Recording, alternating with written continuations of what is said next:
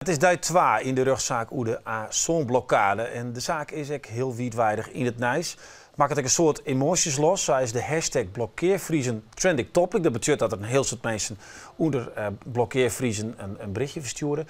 Maar hiermee liet je de vriezen en de discussie rondom Zwarte Piet, racisme, nationalisme. Ik had niet meer in elkaar verbonden te rijden. Maar ja, wat doet dat dan met de uitstraling van Friesland? Nou, daar praat ik over met merkexpert Wietse Visser. De Doorwaanse welkom Wietse. We zeggen eerst eventjes naar wat er eigenlijk al hier dan op dat social media zijn wordt.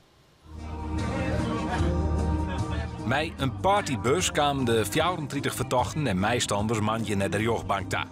In je vrienden lieten ze de rechter weten dat ze grutsk binnen op het houden van de demonstranten. Een PS joegen in dat ze misschien fout zitten om de dik te blokkeren. Maar dat de Zwarte Piet voorstanders Dokkum net helle ha, daar staan ze nog heel tijd achter. Nou goeie, beste demonstrantengroep. De slag om Dokkum van 18 november 2017 had ze woen. Ze lieten de blokkeerders jeder al in een filmpje zien.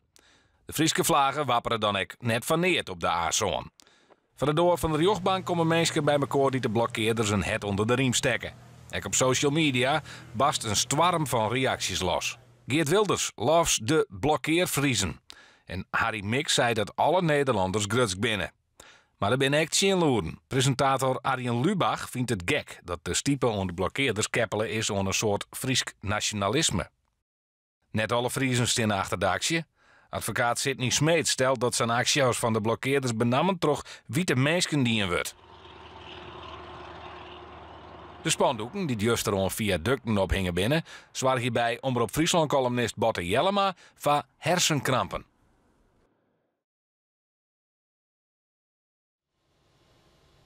Ja, dat gebeurt al hier. En zo komt er een hele polemiek op gang van mensen die het voor en Chim binnen. Wie is het eigenlijk, ik zoals het Openbaar Ministerie zei, het gaat eigenlijk alleen maar hoe dat is nou net een mensen Chin houden mast.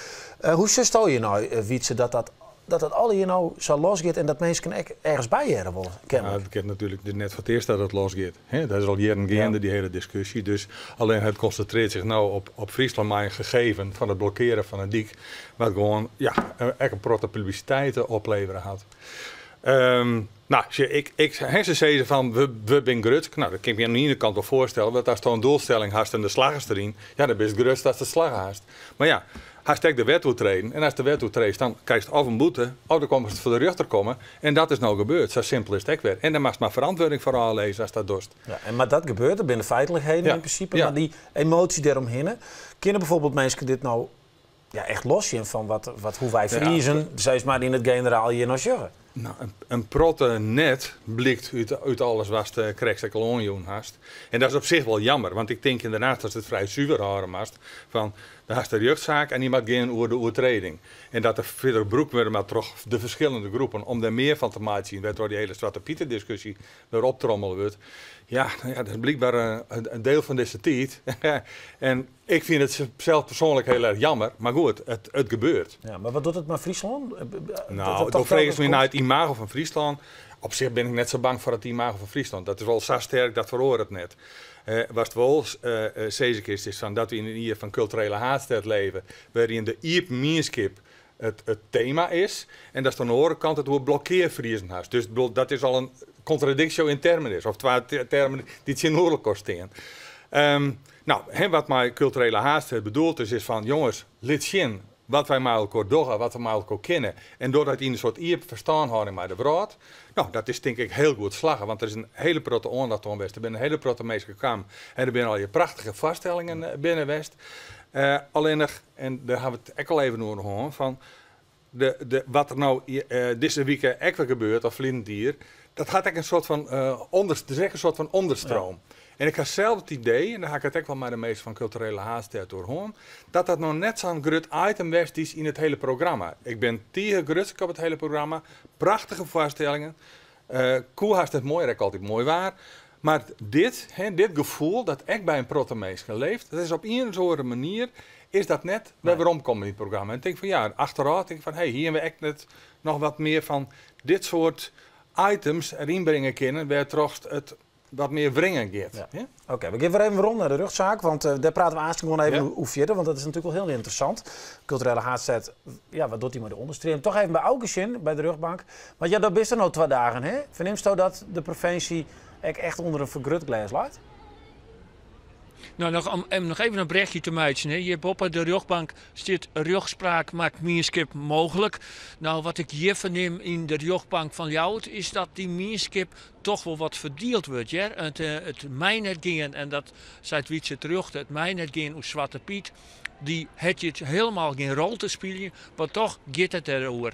En wat dan opvalt is echt dat die emotie daarin zit. En echt dat je mensen op aankomen die toch misschien wat oren bedoeling zijn met zo'n proces.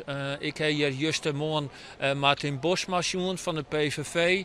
Hier spaant al 2 dagen de voorman van de extreemrechtse groepering Pegida om.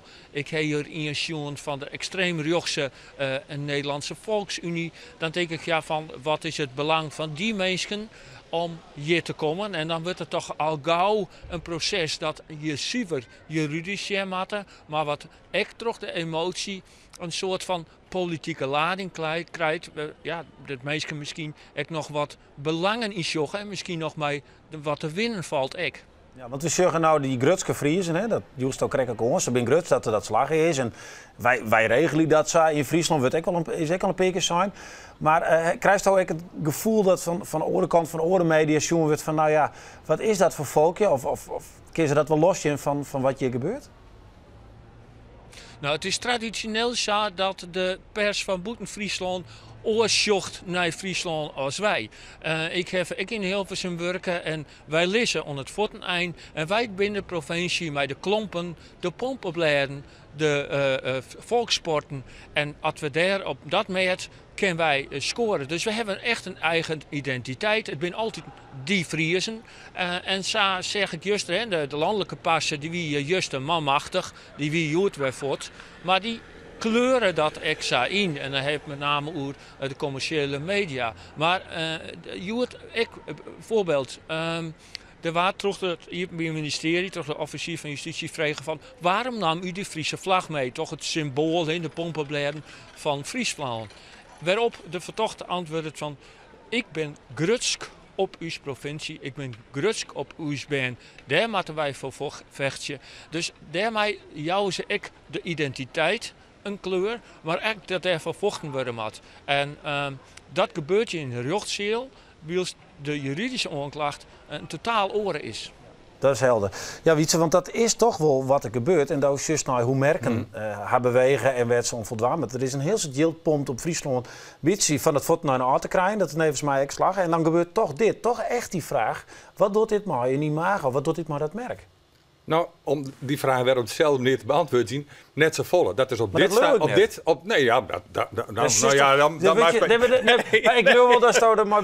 Nee, maar op dit stuit denk dat kinderen even een soort gevoel ontstaan en dat past in het traditionele denken over Friesland, van de klompen en de vlag en dat soort dingen. Nou, dat is dit een bewijs dat dat ongeveer zo is. Maar goed, de Aasten gaat het naar Zaanstad daar, dan komt Sinterklaas daarin. Misschien dat daar werd gebeurd en dan verlaat het hele mediacircus verlaat zich daar weer net. Toch even een vraag aan de gast aan tafel. Denk je, want je had het natuurlijk echt volgen, dat kinderen haast volgens mij onder Stienlijn hebben. Maar denk je dat dit bijvoorbeeld bigelijk gebeuren kan in Limburg, wat krijgt wat verder van de Ronenstad is? Ik denk dat het daar net zo gauw bad net. Deze mensen die hebben wel een daad stelt steeds, maar ja, het rent hun nog ook een beetje over de squant, denk ik. Van zijn hier dat natuurlijk absoluut net bedoeld. Nee. Maar door al die media die erop doekt, dat wordt een beetje sensatieachtig.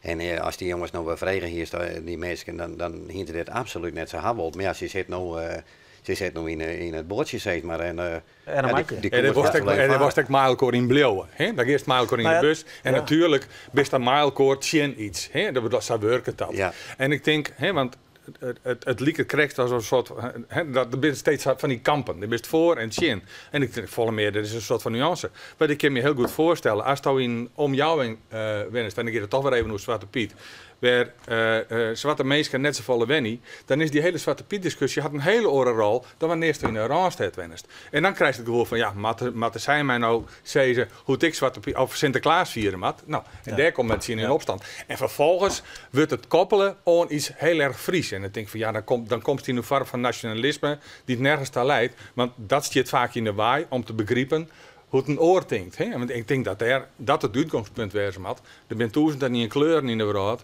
Kist een hele grote manier, kist die kleuren ek broeken, ek met het Sinterklaasfeest, inclusief zwart, maar mij een beetje begrip voor elkaar. Dus zei van, ja jongens, maar als je in zo'n wereld leeft, toch dan zo. Ik loop een conclusie, dat is toch geen tik voor het imago, dat is sufficiënt. We krijgen nog een paar dagen. Deze Friesland is te sterk voor als merk. Dat is positief. sterk. Dat is positief.